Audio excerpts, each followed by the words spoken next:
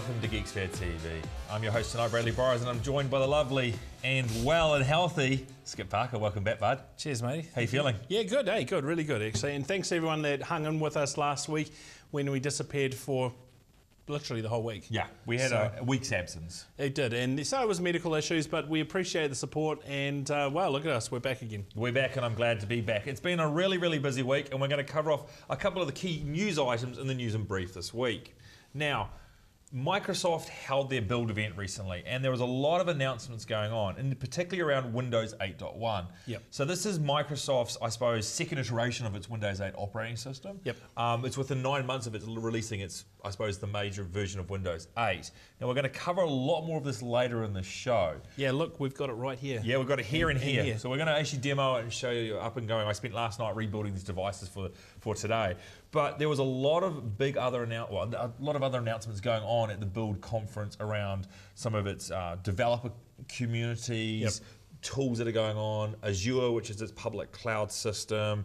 I mean, there was a plethora of sort of heavy developer-based event, wasn't it? Yeah, and I think if you're a developer doing a lot of stuff on the web, you really do need to have a look at Azure services. They really do have almost everything that you'd want. I mean, they do everything from infrastructure as a service, which is sort of like virtual networks to your virtual servers, routers and that sort of thing, all the way through virtual servers to online web pages, web services, and they've gone into mobile services as well now. Yep. Media services. It just seems to be anything to do with the web they are really doing within the Azure. And I've got to admit, I'm really impressed with their offering. Yeah, it's looking pretty good. Now also, 2 weeks ago we had E3. Yes. And Xbox One. Yes. Now what's happened since we last did the E3 special? It's a 360 turnaround, if you could say that. Well, it's kind of a 180 with another 180, but the concept was they really took a lot of flack. Microsoft obviously did their entertainment launch, which talked about the entertainment aspects of Xbox One, copped a lot of flack for it to be not a gaming device, right? Then they did the gaming stuff fully at E3. I thought it was quite impressive. It was a good offering. But they still didn't answer the questions about DRM. For example, can I give my game to you to play once I've played it on my Xbox One?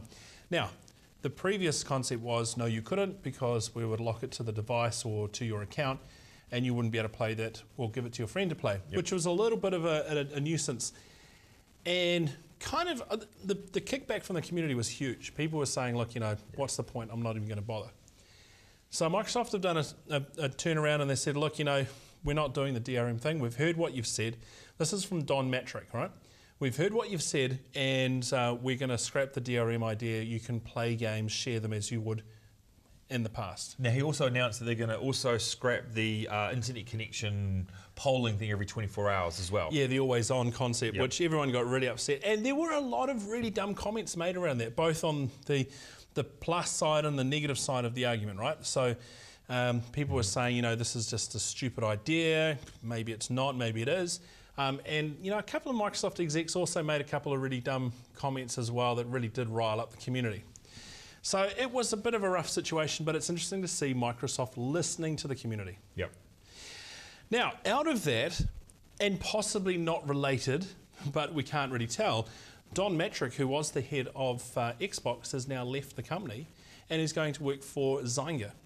So Zynga's the crowd that looks after effectively all the Facebook games, like the Farmville type games. These are the ones my wife is addicted to. Castleville, Farmville, all the Villes. Everything Ville. Yep. Now, the deal here is that Zynga have made a lot of money and have become quite a successfully large company through Facebook games. The problem now is that people are petering off Facebook games. They're not so keen on them anymore, and so they're starting to see the revenues drop. Now the company has gone through a restructure, and they've now brought Don Matrick from Microsoft Xbox fame in to try and resurrect the company's fortunes and move towards a new platform. Now, the biggest thing is that with gaming companies, platform of choice at the moment is mobile. So everyone's pushing their games to mobile, but see, Don's a console guy, so it's going to be interesting to see just which path they head this one off onto. Yeah. Now, deja vu news for you. If I said to you, HP's back in the smartphone game, what would you say? Well, I tell you what, I did see it and I went, what? So, For people out there, 3 years ago, HP went out and spent about $1.2 to $1.3 billion on what was called WebOS, which is really around the Palm and the whole. They bought Palm and they did a whole lot of things there. They then got out of that platform and they said, it's failing, we're not going to get it. It was a bit of an epic fail for HP at that point in time. Yesterday, at a conference, one of the execs announced, actually, we're looking at getting back into the smartphone game again. Yeah, see, this is really quite strange for me. It's kind of become modus operandi for HP in my mind, that they do random things, right? Because there was that moment when they're thinking of spinning off their PC division just because they should. Yeah. No one thought it was a great idea, but they kind of were working through ideas, I guess. Now, the scenario here is that the comments from one of the HP execs was along the lines of, we don't think we're late to the game. We think we can actually be a differentiator to the current ballpark. We can bring something new, fresh, innovative thinking, and that will obviously differentiate us from the rest of the products, and we'll be able to grow and grow and grow. I'm not sure that's actually going to work, to be honest, because it's actually turned out to be a lot harder for Microsoft to do the same thing. Well, I'd say Microsoft and BlackBerry. Because that's basically both of them are trying to get back up to that 20% market share where they can pull the others down. I think it's taking definitely a lot longer journey for everyone to get there. Yep. Here's the thought for you. HP actually won't make the hardware. They'll actually partner with someone like their likes of LG or HTC and actually put their WebOS HP version onto another hardware manufacturer's software. What it could mean, and this is a scenario that I'm making up right now, could mean you could see a phone from HTC with HP's WebOS. You could also see an HTC Android phone. You could also see an HTC Windows phone. See, I think that could be a really bad idea, purely because the market's already fragmented for developers. Mm-hmm. So developers are now being asked to develop in primarily iOS and Android, it's the two primary platforms, and also Windows Phone is the third in line of that. And of course, there's BlackBerry starting to show a few, wanting to do apps as well. It's got a heartbeat at the moment. It has a heartbeat. It's a little bit faint, but it's still there. I just think another development platform is going to be a nightmare for them, right? Yep. So I'm not sure. I don't think this is going to be a huge winner for them, to be honest. All right. Now, in news recently, in the last 24 hours, Apple have actually registered the iWatch trademark. Now, I have a view on this. I'm over this quite a bit. I think the whole wearable arts thing is something that the media hype is just killing us. We've had wearable arts in some form from other vendors around for quite a while. You do, of course, mean wearable computing. Wearable computing, gadgets, sorry, wearable computing. Wearable arts. Wearable arts. Yeah, I'm getting myself confused. So, Apple are getting out, they reckon that this is going to come out potentially maybe September, October timeframe when they do all their other announcements. Yep. The wearable computing stuff, we're seeing stuff recently around shirts that is transparent, that can actually broadcast and have LEDs. But is this really going to take off? I think it is. Now, there's a couple of reasons why I think so. First and foremost, Apple were quite public about this. I mean, Tim Cook, he came out in the last WWDC and said we're going into wearable computing, right? So we're going to do the gadgets. So it's no big surprise. And a watch just makes sense, right? And what we found is that Apple, when they start moving into a new product vertical, like the iPads and the iPods and the iPhone, those sort of things, they've generally done really well at being able to set a standard within that vertical, right? So I think out of all the companies that we have globally that could launch into a new product vertical, Apple are probably the ones best suited because they do a lot of research, they know what audience wants to do, they've got a lot of great thinkers at the company. I reckon it could possibly be, well, I mean, if there's going to be any company that could possibly do it, it's going to be Apple to launch something.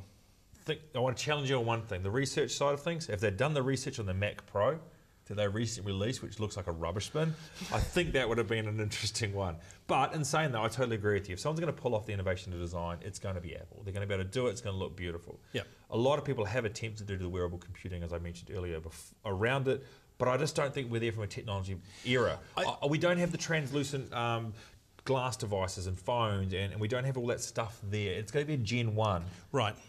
Look, I think the one thing you'll find with Apple is they will look at the differentiator, the thing that's going to make it the device that people will want. So they could have just pumped out a phone in place of the iPhone, but they did something quite distinctly different that actually made it capture people's imagination. So I'd imagine they'll be doing that, right? Cool. So it's going to be interesting to see where we go with that. Just to finish off the news and brief, Yahoo, who have been spending up all their cash, FPOS machine at the moment, have been spending up more cash. What have they done? So they brought a company called Big Noggins. Oh, I love that name. It's a crazy name. Now, Yahoo brought this, literally, I think it's a one-man band that's been writing apps, and he makes sports fantasy apps. So these are the sort of this is the sort of company that you'd go and buy the app to play fantasy football with your mates and that sort of thing. So they brought this app, the company, and they're bringing it into the Yahoo stable. And I reckon it's an interesting purchase because I think they're kind of seeing what Microsoft and the sporting partners around Xbox One have done, and a couple other places, and they're sort of thinking, well, maybe we should bring this sort of social experience of gaming into our fold as well. So Yahoo's shaping up to be quite an interesting company now. Whole ecosystem inside an app. You open up the app, you get video, music, and all the search. I said it earlier on. It's going to be one ecosystem that's going to work this thing from. It is going to be one ecosystem. Okay, so that's kind of our news and brief. There's plenty we could talk about, and we actually cover off quite a bit more news in our audio podcast. So head along to the website, geeksphere.tv, to have a look at that. Now, let's do a little bit of in-depth stuff, and let's have a look at Windows 8.1. But before we start looking at the devices, let's have a look at a video that Microsoft have launched for Windows 8.1.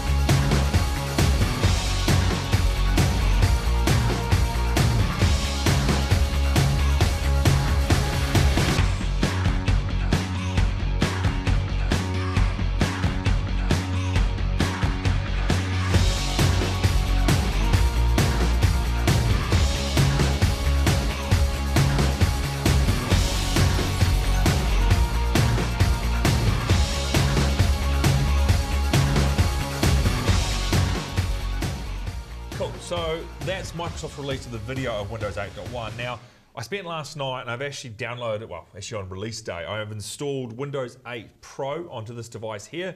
And then of this over here, which is Microsoft's tablet, on the RT, I've got Windows 8 here. Now, if I can ask our lovely director to cut over to my laptop here, I'll actually be able to give you a quick sort of walkthrough of what we're seeing with Windows 8.1. What you're seeing right in front of you now is the new interface, or I suppose the new UI that's available in the Windows 8.1 world. What I've been able to do here is I've played around here, I've changed the tile sizes, you can do resizable. I can really personalize it to obviously what my look and feel is going to be. One of the key things straight away that you're going to see is that the old app, the ability to get apps, you can now get a scroll up, and if you've got a pinch zoom, which I'll show you very soon, you're going to see you can go from that side of things there. Now, probably some of the key updates that I've noticed when I've been going is obviously a lot more interaction with the tiles, but there's a new store interface. Now, for a lot of people out there, this is actually a big change in what's actually going on. In the old days, you got sort of dumped with all this information. What you've got now is a really nice way of looking at applications. You get a lot of information that's coming through, you get a rating of what's going on. You actually get something that I suppose we're similar to in the Xbox world, is that when you buy a game, you get all that metadata around it. And it's actually something that I think a lot of people were asking for, and very simply. Yeah. Yep. We've often joked about this too, by the way, haven't we, Brad? Yeah. And this is a really clean way to actually having the store up and running. One of the key things, I'm going to go to the desktop here. Now, in the bottom left-hand corner, when we cut across to the full screen of this, is something that's been asked for a while, which is going to be around the Windows button or start button is back. Okay, yep. Now, if you click on this, all it does is take you back to the tile interface. Wait a minute, really? Yeah, because this is actually, I suppose, the start menu. Okay. It's the old start menu. Now, in the bottom left-hand screen here, you've always got the ability to access the start menu. So you do have a start menu. So if I go through to here, you've got a start menu. One of the things I can do straight away also is that I can now go through and I can tell the operating system to boot straight to the desktop as well. So when I'm sitting here and going navigation, I can actually walk through and say to tell Windows to basically cut straight into the desktop and actually not even go to, I suppose, the new tile interface. So for a lot of companies and corporates that were sort of concerned around it, you've actually just got what you're comfortable with Windows 7. So quite enjoying it from that side of things. Now, can I step in here and go that I've actually installed classic Start 8 or Start 8 from StarDock software, and it replaces a traditional Windows 7 start menu in that space, which is kind of cool. And I wondered how they were going to get away with doing that without crushing StarDock software. So it's kind of nice that they're allowing third parties to still allow you to have this Windows 7 interface, as it were. Yeah, or start menu if you like. Or start menu, yeah, exactly. So it gives it a nice feel. But what's funny is that I've now moved back away from the start menu and gone to just a start button that goes to this. Yeah, and this is actually, I think, a nice compromise from where they are. So one of the new features is snapping. Now, I've had a nightmare getting this thing working because I've got sweaty hands under these lights here. Skip, do you want to jump in and quickly do that? Because you've got the ability to go through. Here. So what you can do with snapping is actually you can drag and I suppose have multiple applications running all at once. Now, I've got the movie app running there. You can see it's up and going. Skip can go find another application. You can drag it there. Now, he's got two. Now, you can actually add a third one in. And what you can do is the app's actually resized. And what they've said now is that you're going to be able to have information coming through. So as you can see here, you can choose where you want to place it. He's going to put it in the middle. Okay, so it actually resizes itself. Now, as he drags things in, different apps can be resized and moved around. Really good for multi-monitor environments when you wanted to have it going. That's my first experience at 8.1, so I didn't think I did too badly there. No, you did very good. One of the other key areas, obviously, they've done a lot of work on the music store. The music store was quite a flat experience. Now, one of the things here, if you can just move the snapping across and go to the music store for me, my friend, is they've actually gone through and actually provided a really, really clean, simple way of actually viewing your music. I just went to the Xbox Music Store before we started this show, and it's just downloaded from the cloud and actually worked out very cleanly and simply what I've been doing. As you can also see, there's a radio option. Now, apparently from Microsoft, this is only about 50% done. Okay. So they're actually giving us a quick view of what's going on. But from the radio side, if you look at what Apple have done with iRadio, they've actually obviously going in, there's going to be a radio store basically coming from there. Really nice, simple interface to actually get your music and everything from that side. Overall for me, Windows 8.1 in the first sort of 48 hours has actually been a really nice experience. Now, one of the other things we've got here is that we've been using a mouse device, and I'm all fingers and thumbs tonight, and I can't even speak. What you've actually got here is that if we can zoom in, Mr. Director, is we've actually got the RT experience here. Now, again, pinch zoom, nice, same way going from that side of things. Definitely the scroll up from the bottom for getting to your apps, moving things through, nice and easy. You've got the different size tiles to move through. I'm doing this upside down at the moment. You can still got your desktop, you can muck around and set up your desktop and configure it actually exactly how you want. Down the bottom here, of course, you've got the start button that we talked about, which takes you back to this interface. Really nice. One of the cool things you can do is obviously you can actually resize the number of tiles that you want to appear on the screen, so you can have a lot more customization. And it has a very much a Windows Phone feel about it. Interesting. Large, big, small tiles. So what I've done here, if we can zoom in, you've got your small tiles, you've got your big tiles coming in through here, and basically, you can really make it, personalize it. You've got the backgrounds going through. You can really customize the bejeebers out of it. That's pretty cool. Now, the one thing you notice that once you set up one device, it actually synchronizes your desktop shape, feel, look, and everything, right? Yeah, so on the Pro device here, I was playing around. I'm logged in with the same Outlook.com account, and I was resizing different tiles and moving things here. And it was actually, within about 30 seconds, synchronizing and moving it onto here and making the look and feel. So I had the same user experience from going from an RT device to my Windows 8 Pro. Fantastic. Now, obviously, we've got a green screen here, so some of the greens aren't coming through too well. Yeah, that's right. Yeah, they go a little bit wacky. And as you can see, if Mr. Director, if we can cut back to the original Surface Pro device here, which Skip is in front, what you'll see is a lot of the tiles now are actually working through. Now, there's the weather app there. Now, I added in 2 locations, Seattle and New York. And straight away, with the new Windows 8 tiles, you can actually get a lot more information of what's actually happening through there. So overall, it feels faster on the Pro. The RT still feels the same speed and capabilities, but there seems to be a lot more customization and, I suppose, integration that you can actually do with it. I still have to play with a lot of the SkyDrive integration, but they've definitely done a refit of a lot of the basic apps and going through. Very cool. Now, when are we seeing 8.1 actually coming to public? Microsoft has said later this year. Right. How long's a piece of string, I guess? Yep. No, that's great. And it's up there publicly, actually, now, if you want to go and look at it. Now, the public download is only for the RT device, is that right? And the Pro. And the Pro as well now.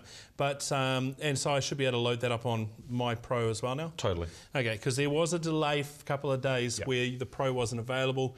And now, in the Pro sense, you've got to download the ISO file, is that right? No, you can actually do an in-place upgrade. So there's two ways of doing the upgrade. Traditional, you've downloaded what's called an ISO file, or all the bits onto a USB or DVD, you've done it that way. Now they've done very similar to what other tablet and, I suppose, OS manufacturers are doing, which is in place. So that when you actually go in for the first time, you do what's called preview.microsoft.com, there's a small executable that runs, either on the ARM or the Intel platform, that then activates the store, and you have a tile that says install Windows 8.1, and it's in place and migrates everything for you. Fantastic. Now, key warning. Here is one of the warnings. If you install the release bits, when the full version comes out, there is no upgrade path. So oh, really? Do not do this on a machine. You're going to have to, when the full version of 8.1 comes out, which is going to be free, you're going to have to wipe the machine. So only do this on test devices. Interesting. So I've done this on 2 test devices that I don't mind sacrificing and doing a rebuild on. We'll be giving them away later on the show. Dream on, buddy. Dream on. Fantastic. Now, Google Reader. Google Reader. Okay, let's reset our positions because I've got to show you a couple of things around Google Reader. Okay, so there's a lot of talk at the moment about what people are going to do with Google Reader, because Google Reader's gone burger, right? What is it? So Google Reader is effectively Google's, and it was a very good service, Google's way of being able to track what's called RSS feeds. Now, RSS feeds are effectively the links that you add into an application to keep track of news stories on a website. So, for example, you can sign up for an RSS feed of the Geeksphere.tv website, and then you can run your app just to be able to see what latest news stories are coming down. Gotcha. It's really useful because, let's face it, we're bombarded with a stack load of information these days, right? Mm-hmm. So being able to have one place where you can go and start reading your information, your stories and whatnot, really is a great place to do it. So Google Reader was it for a while, and then unfortunately, well, they kind of just pulled the plug on it. And it was a little bit out of the blue. Yes, but Google have a history of just killing projects midway. Yeah, I mean, they must have had a great reason for doing it, okay? So anyway, they did so, and it kind of sent shocks to a few people and not sure what they should be doing. So people have been looking around for alternative applications and what they should do, and I want to show you an app that I've been playing with called Feedly. Now, Feedly.com is effectively, it's a web-based product. It allows a web service to pull RSS feeds. Now, here's the Feedly website. It has easily has an Apple and an Android native app for it, so you can actually have it on the website, but you can have it also here on your tablet device or whatever. But it also works with other partners. So it'll work with a product called If This Then That, which is a web processing engine. So you can do some clever things around that, and we'll cover that off in another episode. But you've got other tools such as you've got Newsly for iOS, which is a third-party tool. You can do Press for Android, Next Gen Reader for Windows, Sprout Social, if you ever use that tool, it's a great little tool. G Reader for Android, and effectively G News Reader for BlackBerry. So there's a range of devices to work on. But even better, this will actually just work on the web. Okay. And so you can actually just go to this web page and it'll show you your stuff. Now, coupled with this, I looked at, obviously I've got a Windows 8 tablet device. I looked at this Next Gen Reader for Windows 8, and I was a little surprised at just how awesome it worked. Now, so I've got myself, it's a Windows 8 Pro device. It's the full Pro, it's not the RT or anything like that. And on here I have got this is my personal device, so you can actually see that behind me there. Yep. It is a little jerky because I'm using the screen sharing software with our TriCaster, so it's sort of running a bit sluggish because of that. So, where are we? Next Gen Reader. And it just gives you a really nice, simple interface to be able to track news stories, okay? So we've got here on our left-hand column different types of stories that I like to track. So I like to use motivational stuff like Life Hacker to sort of help improve my ability to manage myself. It's not working very well. I like to keep track of news, so I've got a news section, and I like to keep track of my tech news as well. And of course, we also have our own little sites that we're quite keen to keep a track of as well. So let's just have a quick look. I can pull up my Motivate section, and I can see all the articles under the Motivate area from Lifehacker, or I could pull up my news category, and it brings an aggregated news view. I've only got the New York Times and Reuters there. Nice. All my techies, as I call them, and this is how I keep track of all the tech news going on. So I can see I've got stories from Gizmodo, and it brings down the rich user interface. That's really nice. And this is live. Like I'm actually sitting here now watching a news article from the Russian rocket that just exploded over Kazakhstan. This is, of course, if the internet connection in the studio here works. Yeah. And we are sharing lots of information on this internet connection at the moment, so to be fair, it's going to be a bit sluggish. But it's just a nice way for me to be able to trick through bits and pieces. Now, I actually want to go back to that, so what I'm going to do is I'm actually going to star that. So there's a couple of icons on the right-hand side, and now that makes it a starred item, so it appears on my starred items list. So you basically have favourites of things you want to go through. Is that loosely? Yeah, exactly. So there's things that I might want to say, oh, that's quite cool, but I want to look at it later on when I've got time. The other thing you can do is you can share it with people. So I might want to share this with, obviously I've been sharing a lot of things with Brad for the show notes, so I send him show notes, so I can say email Brad, and immediately it pulls up my details and out the door. And now Brad's got that email, so I can actually start communicating and sharing stories. And that sharing doesn't have to wait there. I can share it with Twitter as well. So I can just tweet that, and now that's immediately out on my Twitter sphere. So this is a really nice way to be able to start reading through news. And this is a good replacement for the Google Reader that you were talking about before, right? Absolutely.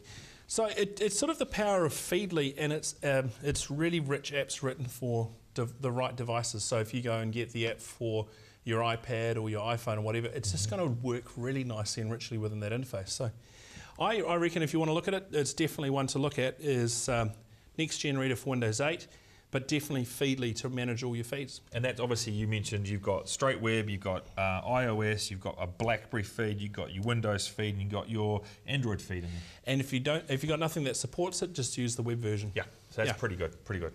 Now, we've all seen this movie. Oh, this movie is cool. Oh, we loved it. Our director loved it, even though he thought the zombies were too slow. We've got different people that love different things about this. World War Z is what I'm talking about. Thoughts on this puppy? I loved it. It was awesome. So it's a little different from your traditional zombie movie in the sense that it's quite frantic. Yes. It's really high paced. And it could possibly be a few things you could complain about in that high paced action. But it's kind of the movie you'd expect the world to be like when the zombie apocalypse hits. Right, so let's wrap up the show and then we'll cut to the beginning of the trailer. Where can we find all our social media stuff, Skip? Okay, so you can catch us on Google+, Facebook and Twitter Sphere. Geeksphere TV is the handles for all those spaces. Nice and easy, actually. Yep. You can catch me, Urban Kiwi NZ, on Twitter. You can catch me at Brad Bohr, BRADBOR, on Twitter Sphere. Yep, and obviously we've got our website, geeksphere.tv. Jump along, have a look. We'll try to update more stories as we see them. And really interesting stuff like rockets blowing up in Kazakhstan. It's been great catching up with you guys again. Cool. See you guys. Have a good week. Daddy, what's martial law?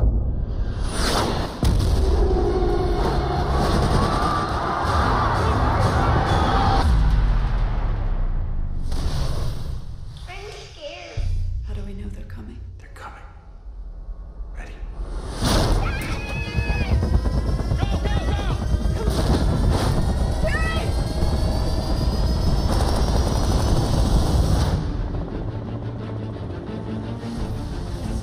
It's the same worldwide. Is anyone doing better than we are? We've lost the East Coast. Moscow is still dark. Life as we know it will come to an end in 90 days. It's on us to change that. I can't leave my family. Don't pretend your family is exempt when we talk about the end of humanity.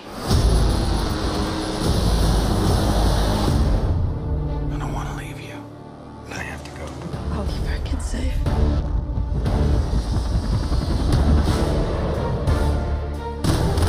There's a memo sent announcement from this installation. Pretty obvious nobody back home bothered to read it. If I could get into Russia, where would I start? Russia's a black hole. I need answers.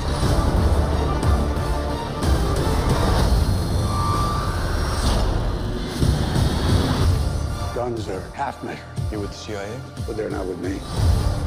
Karen. Is there anything left out there?